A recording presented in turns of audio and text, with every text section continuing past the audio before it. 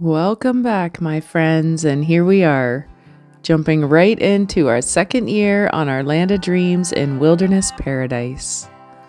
My man and I have been quite busy, as per usual. We've pretty much emptied out the storage shed in preparation for Eva's bunkie. Only a few minor items remain and a pile of wood to move, and Manfriend can begin his little project build. I've been puttering also with the little garden space, and I'm not gonna lie, I enjoy walking out each morning to check out the chives. Such a small little thing in the garden, but any gardening is good gardening, and you might even get food.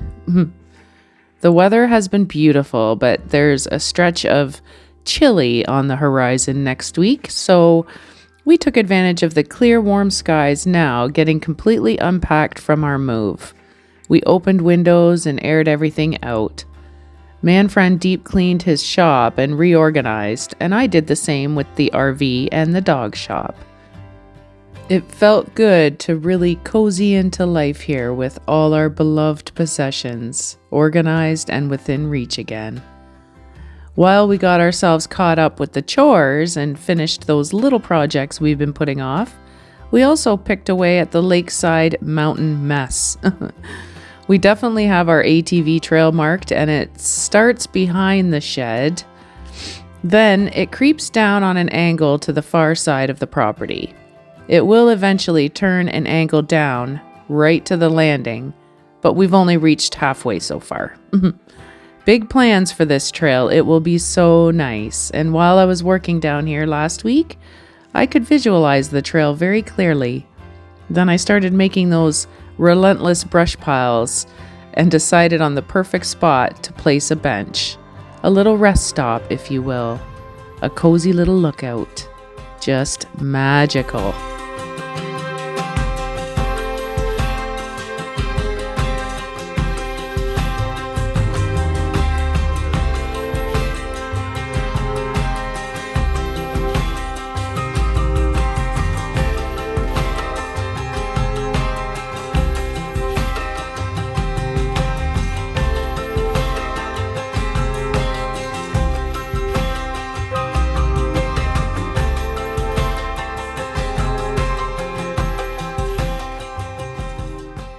But the main event of the week happened down at the pump house, also known as the dog shop.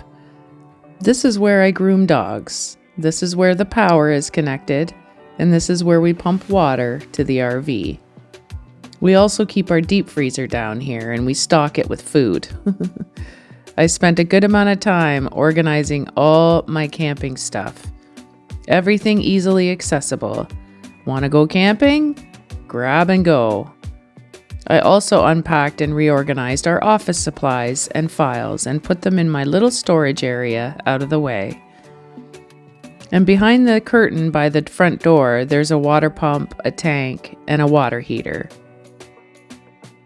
And outside in the addition is the star of the show, the water reserve. All credit to my man for rigging up this system.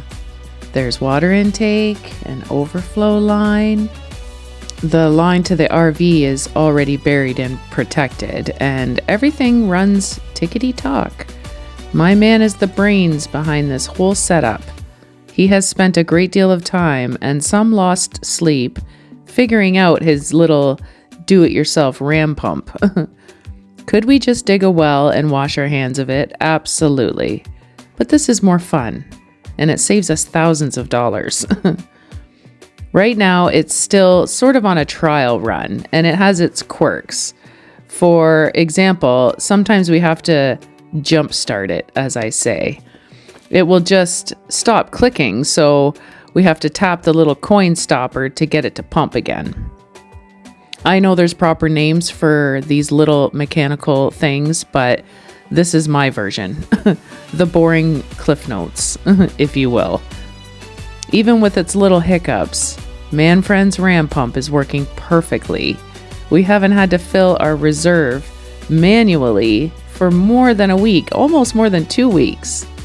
And that's a breakthrough, actually, and it feels so good knowing that when we do dishes or clean the house or shower, that the water is automatically replenishing itself. When I was in funeral school, my professors were always perplexed why my embalming lab grade was in the 90s, but I flunked embalming theory. I was excellent embalming and troubleshooting, and I was really hands-on, but ask me to explain why I do those things. I just can't. It's kind of like mechanics. Tell me and show me what to do, and I will do it and understand, but ask me to explain what I'm doing, and we're done talking. We have water, that's what matters, and everyday wilderness living just gets a little easier around here with each passing milestone. I actually love this way of life a lot. So while we're here, let's take a gander over to the sanctuary, shall we?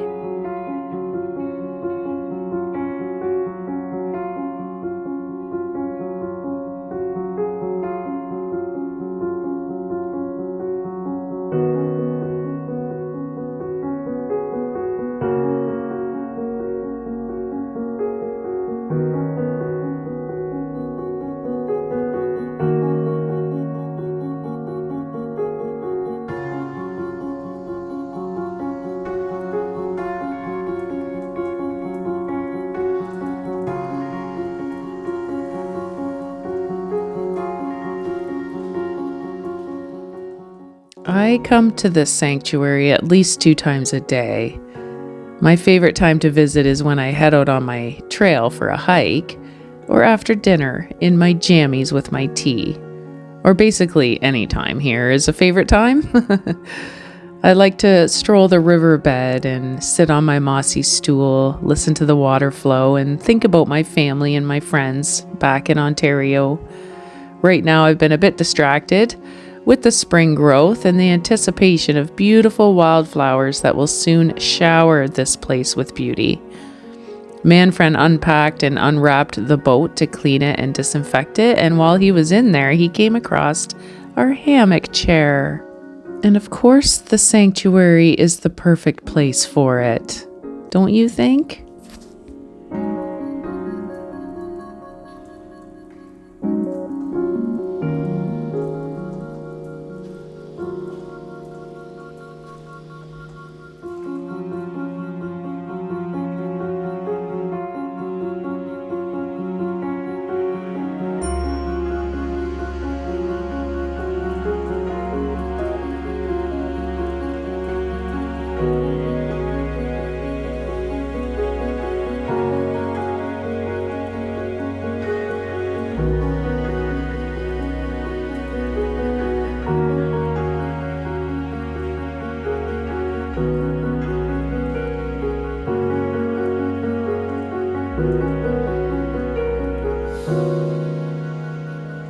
Water inventions, chores, unpacking, cleaning, and organizing are all necessary.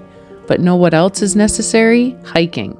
And I have been on a mission this week, finding the back line of our property. The one that's deep into the wild, up the mountain. And I am getting closer. Luckily, I get to head out here anytime I want between all the homesteading and work.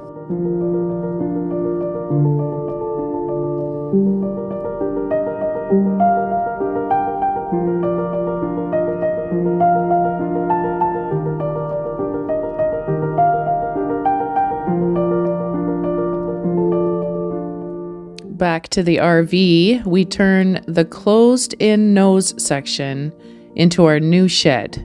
Lawn games and golf clubs. There's a few boxes with canning items, etc. They'll be stored in here, and eventually we'll close this in a little better. There's actually a lot of room for miscellaneous garden supplies and other items, so that's good because our garden days are just beginning around here. We also have storage space in the attic of the man shop for boxes of things that we don't need to have at arm's length. After all the hard work, we finally reached a point where we can say we've settled in.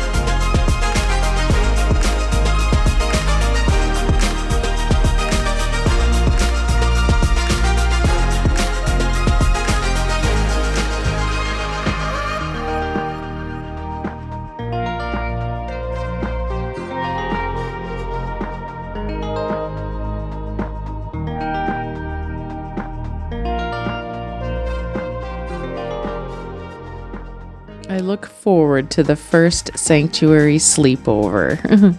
We have a little bit of work to do on our tent trailer to make it safe, but we're very close to diving into that little side project, and I cannot wait for the first camp out.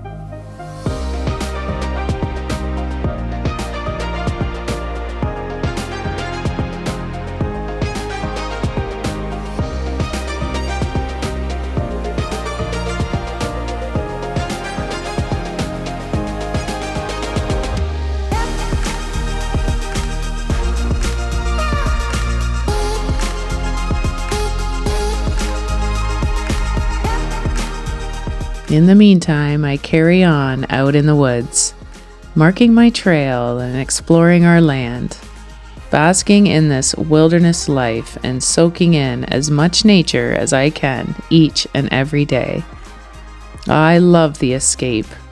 I love the feeling when I'm out here, and I love finding treasures, even if some treasures are a little creepy.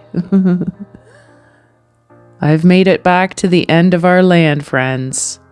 Hope to see you next week where I can share some more. Ciao for now.